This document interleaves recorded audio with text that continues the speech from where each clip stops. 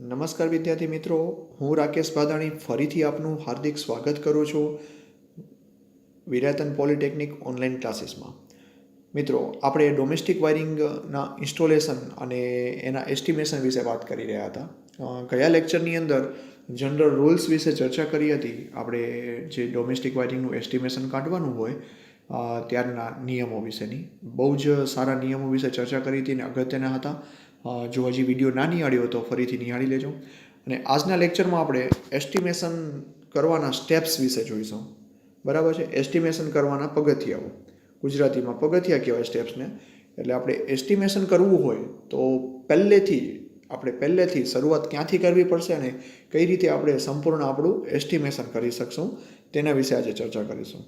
ત્યાં મિત્રો, સૌ પ્રથમ કોઈ આપણને ઇલેક્ટ્રિકલ વાયરિંગનું આપણા ડોમેસ્ટિક વાયરિંગ માટે જો એસ્ટિમેશન કાઢવાનું આવે તો સૌ પ્રથમ આપણી પાસે શું હોવું જોઈએ? મકાનનો જે ઇલેક્ટ્રિસિટી માટેનો જે લેઆઉટ છે, બરાબર, મકાન માટેનો લેઆઉટ, તેના વિશેની પૂરી સમજૂતી અને પૂરેપૂરો લેઆઉટ હોવો જોઈએ. આ લેઆઉટ શું કામ? વાયરિંગ કરવા માટે સૌ પ્રથમ એને મકાનનો લેઆઉટ શું કામ જરૂર પડે છે? મકાનનો લેઆઉટ કોણ આપે છે? સિવિલ એન્જિનિયર કે આર્કિટેક્ટ જે મકાન બનાવે છે ને, એ લેઆઉટની વાત થાય છે. આ લેઆઉટ ઉપરથી મકાનની અંદર કેટલા પોઈન્ટ્સની જરૂર છે, કેટલા પોઈન્ટની જગ્યા ઉપર આપણને શું કરવું છે? ધારો કે લેમ્પ લગાવવો છે, ફેન લગાવવો છે, કેટલા ફેન લગાવવાના છે. ધારો કે એક બહુ લંબચોરસ રૂમ હોય તો એક ફેન અહીંયા લગાવવાનો, એક ફેન અહીંયા લગાવવાનો, કેટલા લેમ્પ્સ લગાવવાના. તો આ બધી સંપૂર્ણ માહિતી ક્યાંથી મળે છે? તો એના લેઆઉટ ઉપરથી મળે છે મકાનના. તો સૌ પ્રથમ આપણને જરૂરી છે લેઆઉટ ઓફ ડોમેસ્ટિક વાયરિંગ. બરાબર છે? બીજો ટોપિક છે અને બીજો સ્ટેપ. અને મિત્રો, આ જે સ્ટેપ્સ છે એને સિક્વન્સમાં લખવા અગત્યને છે. એટલે એક્ઝામની અંદર તમે ત્યારે પૂછાય ત્યારે ગમે તે રીતે તમે સ્ટેપ્સ ના લખતા, કારણ કે સ્ટેપ્સનો મતલબ જ એ છે કે પહેલું પગથિયું એટલે કે આપણે શું હોવું જોઈએ? આપણી પાસે લેઆઉટ હોવો જોઈએ વાયરિંગનો. બીજું પગથિયું, વીજભારની ગણતરી કરવી પડશે આપણી પાસે મકાનમાં પોઈન્ટની સંખ્યાઓ ખબર પડી ગઈ તો પોઈન્ટની સંખ્યા ઉપરથી શું કરશું? આપણે લોડની ગણતરી કરશું. ધારો કે આપણી પાસે લાઇટના પોઈન્ટ કેટલા છે, સીલિંગ પોઈન્ટ છે, પ્લગના પોઈન્ટ છે, એમાં 15 એમ્પિયર, 5 એમ્પિયર. પછી ફ્લુરોસેન્ટ લેમ્પ છે, ધારો કે ટ્યુબલાઇટ. ફ્લુરોસેન્ટ ટ્યુબ એટલે શું છે? ટ્યુબલાઇટ. તો ટ્યુબલાઇટ પણ મિત્રો તમે જાણો છો કે અલગ અલગ સાઇઝની આવે છે. તેમાં 0.6 મીટર લાંબી, 1.2 મીટર લાંબી અને 1.5 મીટર લાંબી, આમ અલગ અલગ ટ્યુબની વાત થાય છે. તો એના માટે પણ વોટેજ કેપેસિટી અહીંયા આપેલી છે. તો આ જે ટેબલની અંદર તમારે જનરલ એક એક્સપ્લેનેશન છે કે તમને કયા પોઈન્ટ માટે કેટલા વોટની ગણતરી કરવી. ધારો કે કોઈ એજમ્પશન લેવાનું છે, આપણે ઉદાહરણ લેવાનું છે, તો એની અંદર આપેલું છે કે એક 40 વોટની ટ્યુબલાઇટ છે. તો આપણને કોઈ ટેન્શન નથી. પણ જ્યારે કોઈ એમ જ પૂછવામાં આવે છે કે ધારો કે 3 પિન સોકેટ એક 5 એમ્પિયરનું આપેલું છે કાં 15 એમ્પિયરનું આપેલું છે, તો એમાં લોડ કેટલો નાખવો, કેટલા વોટ રાખવા? કદાચ એમ જ ખાલી એક ફેન વિશે વાત હોય, એક કોઈ લેમ્પ વિશે વાત હોય કે એક ટ્યુબલાઇટ વિશે વાત હોય. હવે આપણને જ્યારે વોટ પરફેક્ટ લખેલા ના હોય તો કેટલા વોટ રાખવા પડે, તો એના વિશેની વાત છે.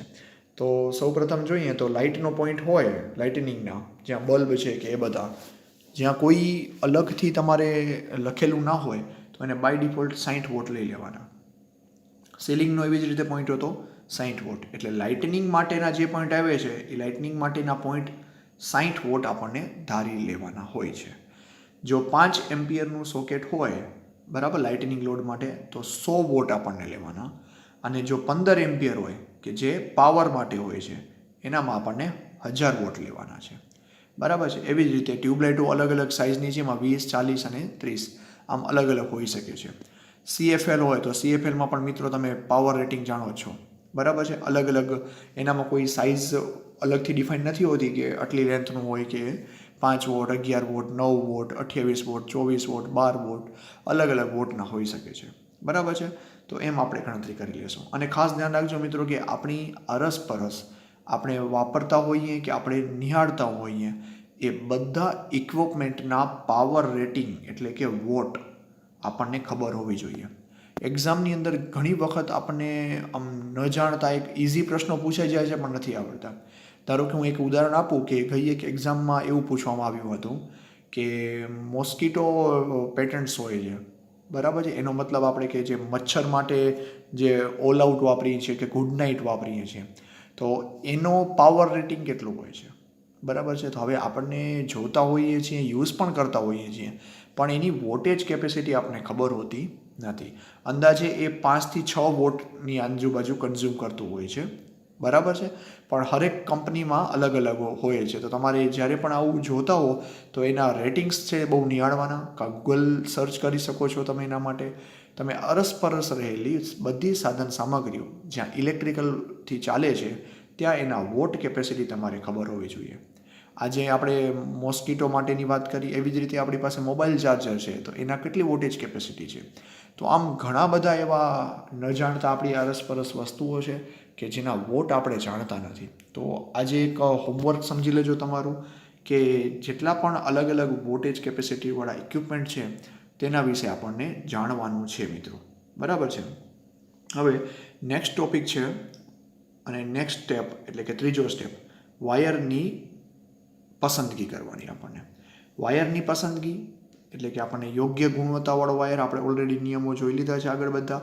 હવે ઇન્સ્યુલેટેડ વાયર, કેબલ મિકેનિકલ દ્રષ્ટિએ કેવો, લઘુત્તમ સાઇઝનો હોય, વોલ્ટેજ ડ્રોપ વધારે ના થાય તેવો, વહન કરવાની ક્ષમતા ભારના પ્રમાણમાં હોવી જોઈએ અને લગભગ બમણી ક્ષમતા એટલે કે 5 એમ્પિયરનો લોડ જતો હોય તો 10 એમ્પિયરનો કેપેસિટીવાળો વાયર આપણને ત્યાં રાખવો જોઈએ. વીઆઈઆઈ વાયર, પીવીસી વાયર અને ટીઆરએસ વાયર આપણે બધાના ફૂલ ફોર્મ જોઈ લીધા છે. Vulcanised Indian rubber, polyvinyl chloride અને ટફ રબર સિથેડ વાયર. એનામાંના સૌથી વધારે ડોમેસ્ટિક વાયરિંગમાં ઉપયોગ થતો હોય તો વીઆઈઆર અને પીવીસી. ટફ રબર સિથેડનો ઉપયોગ આપણે ડોમેસ્ટિક વાયરિંગમાં થતો નથી. પછી ગ્રેડની વાત કરીએ તો વોલ્ટ પ્રમાણેના ગ્રેડ અલગ અલગ હોય છે. અલગ અલગ વોલ્ટની કેપેસિટીના વાયર્સ આપણે યુઝ કરતા હોઈએ છીએ. ખાસ કરીને જો ડોમેસ્ટિક વાયરિંગ માટે વાત કરીએ તો એ 1100 વોલ્ટની કેપેસિટીવાળા વાયર હોય છે. તમે મિત્રો વાયરને જ્યારે હાથમાં લ્યો ત્યારે જોજો એનામાં એક લખેલું હશે કે સ્ક્વેર અને વોલ્ટ, આ બંને વસ્તુ લખેલી હશે. અને અંદાજે 1100 વોલ્ટની આજુબાજુની બ્રેકડાઉન સ્ટ્રેન્થવાળા વાયર ત્યાં યુઝ થતા હોય છે. ચોથો અને બહુ જ અગત્યનો સ્ટેપ્સ છે સબ સર્કિટની સંખ્યાઓ નક્કી કરવી. સબ સર્કિટની સંખ્યાઓ જે છે તે લોડ પોઈન્ટની સંખ્યાઓ આપણે ઇન્ડિયન ઇલેક્ટ્રિસિટી રૂલ્સ ઓલરેડી ભણી લીધો છે. ધારો કે પાવર તો ઓછામાં ઓછા 2 પોઈન્ટ, બરાબર છે, એટલે કે 2 સબ સર્કિટો રાખવાની છે. અને જો લાઇટનિંગ હોય તો તમારે 10 પોઈન્ટ, બરાબર, 10 પોઈન્ટ. અહીંયા કને આપણે કેટલા 2 પોઈન્ટ હતા, અહીંયા 10 પોઈન્ટ લેવાના છે. અને જો પાવર હોય તો 800 વોટ અને લાઇટનિંગ હોય તો આપણને 3000 વોટ સુધી આપણે લોડ લઈ શકીએ છીએ. આ ઇન્ડિયન ઇલેક્ટ્રિસિટી રૂલ્સ છે જે આપણે ઓલરેડી જોઈ લીધો છે. સ્વિચ ગિયરની પસંદગી કરવી. મિત્રો નીચે ટેબલની અંદર સ્વિચ ગિયર્સ આપેલા છે. સ્વિચ ગિયરનો મતલબ એવો છે કે જે પ્રોટેક્ટિવ ડિવાઇસીસ છે કે ઓપરેટિંગ ડિવાઇસીસ છે. સમજી લો સ્વિચ હોય, એમસીબી હોય, ફ્યુઝ હોય, આ બધાને શું કહેવામાં આવે છે? સ્વિચ ગિયર કહેવામાં આવે છે, બરાબર. જેના દ્વારા આપણે ઇક્વિપમેન્ટને ઓન કે ઓફ કરી શકીએ કાં તો પ્રોટેક્શન કરી શકીએ. તો આ બધા ઇક્વિપમેન્ટને સ્વિચ હોય, એમસીબી છે, ઈએલસીબી છે મિત્રો, બરાબર છે, ઈએલસીબી, ફ્યુઝ, આ બધાને શું કહેવામાં આવે છે? પ્રોટેક્ટિંગ ડિવાઇસીસ સાથે સ્વિચ ગિયર પણ કહેવામાં આવે છે. અર્થિંગ માટે વાત કરીએ આપણે તો અર્થિંગ નોર્મલ રીતે ડોમેસ્ટિકની અંદર 8 SWGનો જીઆઈ વાયર વાપરવામાં આવતો હોય છે અને 1 mm2નો 14 SWG, બરાબર, એનો તાંબાનો વાયર વાપરવામાં આવતો હશે. જો જીઆઈનો હોય તો 8 SWG ચાલે. SWGનો મતલબ છે standard wire gauge, full form યાદ રાખજો મિત્રો, સ્ટાન્ડર્ડ વાયર ગેજ. અને જો તાંબાનો વાયર વાપરવાનો હોય તો 14 SWGનો વાપરવાનો હોય છે. અને ખાસ ધ્યાન રાખજો મિત્રો, બની શકે ત્યાં સુધી કોપરનો વાયર વાપરવાનો છે આપણને, બરાબર છે. નેક્સ્ટ 7મો ટોપિક છે મકાનના પ્લાનમાં સબ સર્કિટના રસ્તા દર્શાવવા અને તે મુજબ વાયરિંગ ડાયાગ્રામ ડ્રો કરવાનો છે. કારણ કે એસ્ટિમેશન કાઢવું છે આપણને કે ધારો કે આ આપણી સ્વિચ બોર્ડ છે ત્યાંથી કરી અને આપણું જે એપ્લાયન્સીસ લાગેલું છે ત્યાં સુધી આપણે કયા રસ્તેથી આપણે ફેન સુધી પહોંચવાના છીએ. તો એના દ્વારા શું ખબર પડશે આપણને કે અહીંયાથી કેટલો પાઇપની જરૂર પડશે, કેટલા વાયરની જરૂર પડશે, ફેઝનો વાયર કેટલો જોઈશે, ન્યુટ્રલ વાયર કેટલો જોઈશે, અર્થિંગ વાયર કેટલો જોઈશે.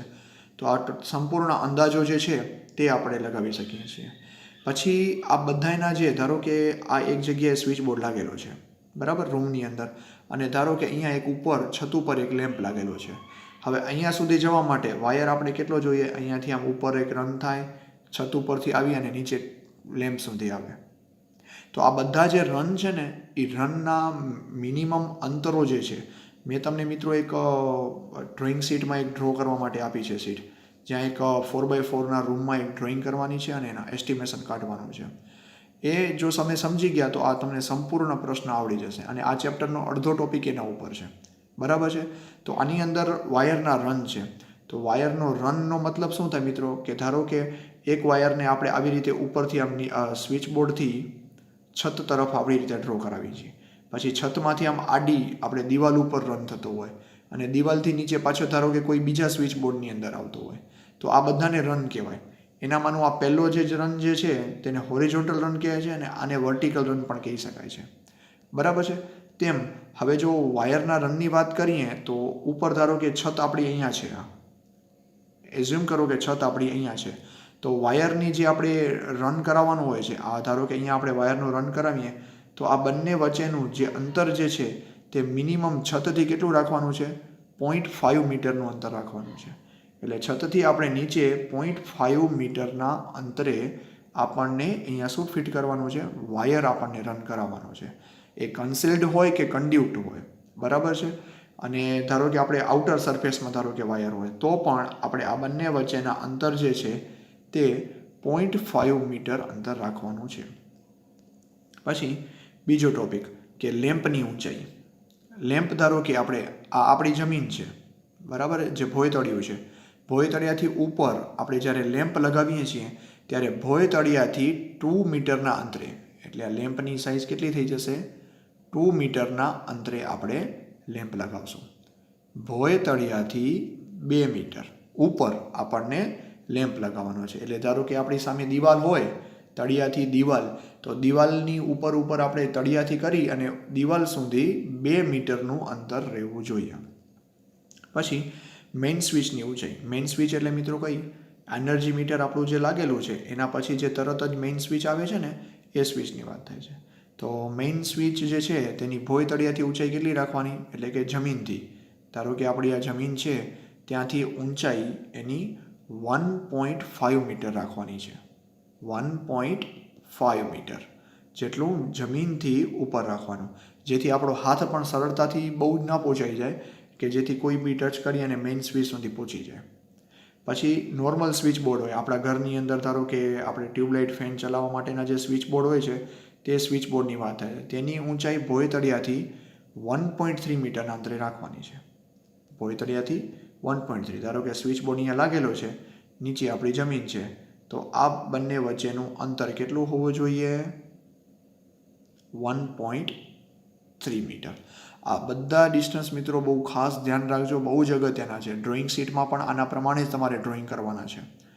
પછી જે પંખાની ઊંચાઈ, પંખાની ઊંચાઈ 2.5 મીટર રાખવાની છે.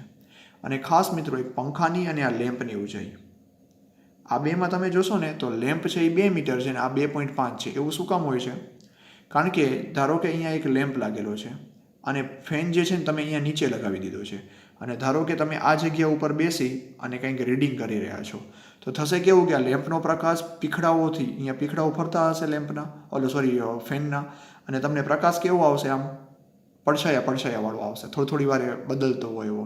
એટલે આવું ન બને એના માટે ખાસ ધ્યાન રાખવાનું કે લેમ્પ અને ફેન ધારો કે અહીંયા લાગેલો છે તો લેમ્પનું અંતર નીચે હોવું જોઈએ, અને આપણે કોઈ પણ જગ્યાએ લખાણ લખતા હોઈએ તો પ્રકાશ જે છે તે કેવો આવે, ડાયરેક્ટ આવે આપણા, ફેન થ્રુ થઈને ના આવે. એટલે ખાસ ધ્યાન રાખીશું કે લેમ્પ અને ફેન, ધારો કે આ ફેન જે છે એ 2 મીટર છે, 2.5 મીટર છે, તો લેમ્પ કેટલો રાખવાનો છે આપણને નીચેથી 2 મીટર રાખવાનો છે ભોયતળિયાથી. ખાસ ધ્યાન રાખીશું. બરાબર છે. તો આ ટેબલ જે છે બહુ અગત્યનું છે, આપણે ડ્રોઈંગ માટે પણ યાદ રાખીશું અને MCQમાં પણ આ પ્રશ્ન પૂછાઈ શકે છે. પછી જે નેક્સ્ટ સ્ટેપ છે, 9મો સ્ટેપ, મકાનના પ્લાનની વાયરિંગ ડાયાગ્રામ ઊંચાઈની ધારણાઓ કરી લેવાની છે. એમાં બેટન, કેસિંગ કેપિંગ હોય, કન્ડ્યુક્ટ વાયરિંગ હોય, આ બધી અલગ અલગ ફિટિંગો નક્કી કરી અને આજે આપણે ફિટિંગો કરશું ને બધી, કન્ડ્યુક્ટ પાઇપ ને વાયર હોય કે એ બધી, આ બધી ફિટિંગ જ્યારે કરીને ત્યારે એનો ટોટલ અંદાજો, ધારો કે એમ કીધું કે આપણે 100 મીટરનો વાયર, 100 મીટરનો આપણને વાયર કેવો જોઈશે, ફેઝ વાયર જોઈશે ધારો કે. તો આ વાયરની અંદર જ્યારે આપણે એને કાપીએ છીએ કે સ્વિચબોર્ડની અંદર એના ઇન્ટરનલ કનેક્શન્સ કરીએ છીએ, તો આ માટે કરી અને 10થી 20% જેટલો જથ્થો નુકસાનીમાં જશે આપણને. એ આપણને ગણતરી કરી અને એસ્ટિમેશન લગાવવાનું છે. કારણ કે આપણે એવું વિચારતા હોઈએ કે એક સ્વિચબોર્ડ છે આપણી પાસે, આ સ્વિચબોર્ડથી આપણે એક લેમ્પ સુધી પહોંચવું છે. અહીંયા ધારો કે 2 મીટરનું અંતર છે, અહીંયા આમ 3 મીટર ગયા, આ 2 મીટર થયું, આ 3 મીટર થયું ને નીચે પાછું વળી 2 મીટર આવ્યા, તો ટોટલ વાયર કેટલો થયો? 2 + 3 + 2 એટલે કેટલા થયા? 2, 5 અને 7. તો 7 મીટરનો વાયર આપણે જોઈશે. પણ આપણે આવું નહીં ગણવાનું, કારણ કે તમે અહીંયાથી ગણતરી કરો છો તો સ્વિચબોર્ડની ઇન્ટરનલ વાયરિંગ હોય કે વાયર જ્યારે કાપતા હોઈએ ત્યારે છીલવામાં થોડોક વાયર કદાચ ચાલ્યો જાય, તો આમ 7 મીટર વત્તા આપણે શું કરી દેવાનું છે? 10થી 20%નો જથ્થો આપણે વધારે ઉમેરી દેવાનો છે.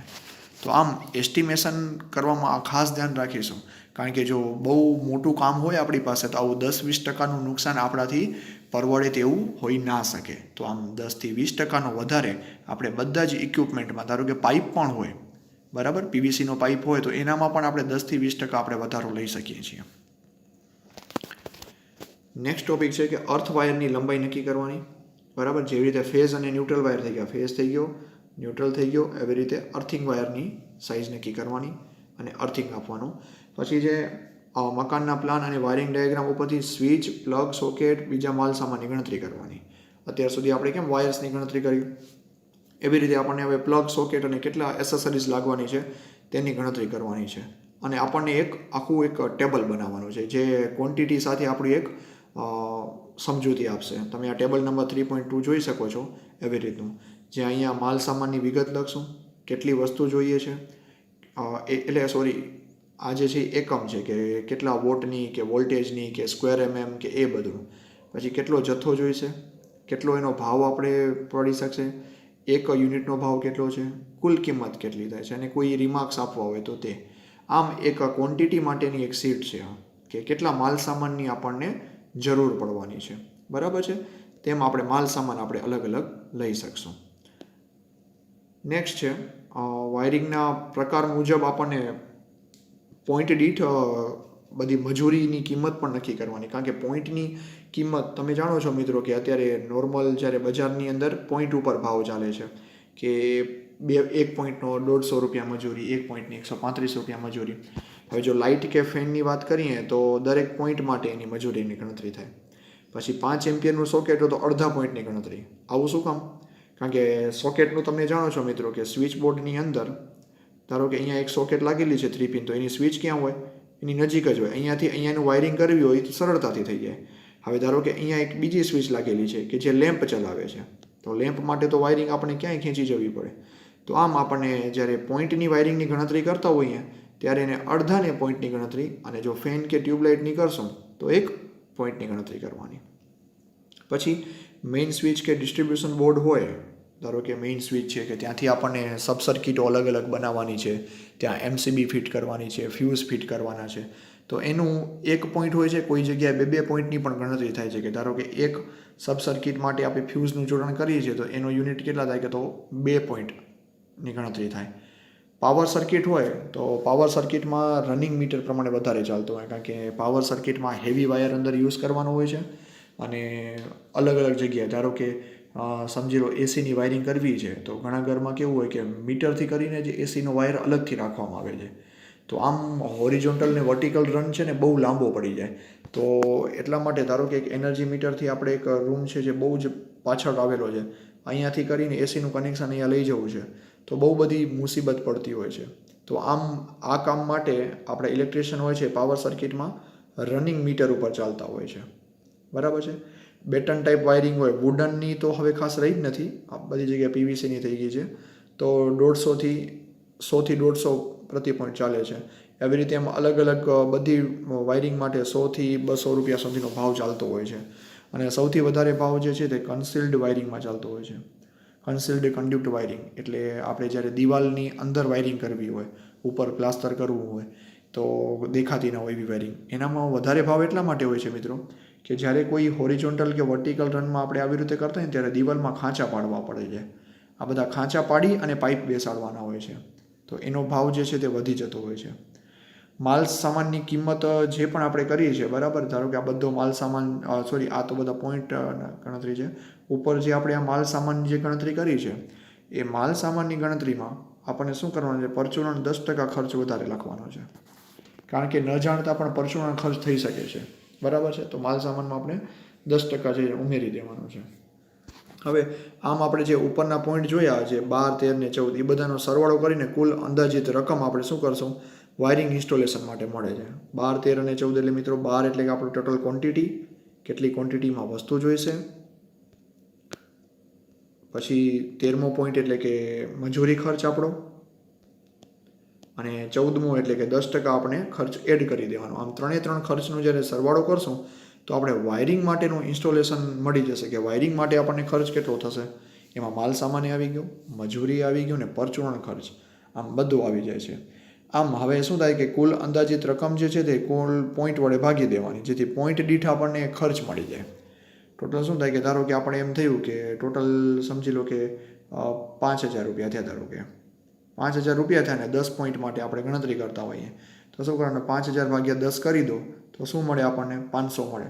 તો 500 રૂપિયા એક પોઈન્ટનો આપણે માલ સામાન અને મજૂરી ખર્ચ એટલે કે લમસમ ટોટલ ખર્ચ આપણે કેટલો આવ્યો, 500 રૂપિયા આવ્યો બરાબર છે. આમ અંદાજિત રકમ પ્રતિ પોઈન્ટ આપણે મેળવી શકીએ છીએ બરાબર. આમ આપણે ટોટલ જે ડોમેસ્ટિક વાયરિંગનું એસ્ટિમેશન લાગી ગયું. કારણ કે કોઈ બી એસ્ટિમેશન આપણે જ્યારે લગાવતા હોઈએ તો એસ્ટિમેશન કેવું હોય, કાં માલ મજૂરી સાથે હોય છે કાં ખાલી મજૂરી ઉપર હોય છે. તો જો ટોટલ સરવાળો કરશું આપણે તો શું મળશે આપણને, મજૂરી ખર્ચ અને માલ સાથેનો આપણને મળી જશે. તો આમ આપણું અહીંયા એસ્ટિમેશન પૂરું થાય છે. જો તમે આ જ સ્ટેપ્સથી ફોલો કરશો બધા સ્ટેપ ટોટલ આપણા કેટલા સ્ટેપ થયા મિત્રો, 14 સ્ટેપ થયા છે. આ 14 સ્ટેપ છે જે આપણે અંદાજો આપે છે અને 15, 16 ને 17 આ ખાલી બતાવવા માટેના સ્ટેપ છે. ઓકે, તો આમ આ બધા સ્ટેપ્સને ધ્યાનથી ફરીથી સમજી લેજો. બહુ જ અગત્યના ટોપિક છે અને એક્ઝામ પોઈન્ટ ઓફ વ્યૂ સાથે સાથે તમે ભવિષ્યમાં કોઈ પોતાનું કામ રાખવાના હો તો એના માટે પણ આ બહુ જ અગત્યના ટોપિક છે બરાબર છે. તો આમ આપણું અહીંયા એસ્ટિમેશન જે છે તે પૂરું થાય છે, કે જે એસ્ટિમેશનના સ્ટેપ્સ છે તે અહીંયા આપણા પૂરા થાય છે ડોમેસ્ટિક વાયરિંગ માટે એસ્ટિમેશન. ઓકે, તો આશા રાખું છું કે વિડીયોમાં મિત્રો તમે સમજણ પડી ગઈ હશે. ફરી મળીશું આવા જ નવા ટોપિક સાથે. ધન્યવાદ મિત્રો.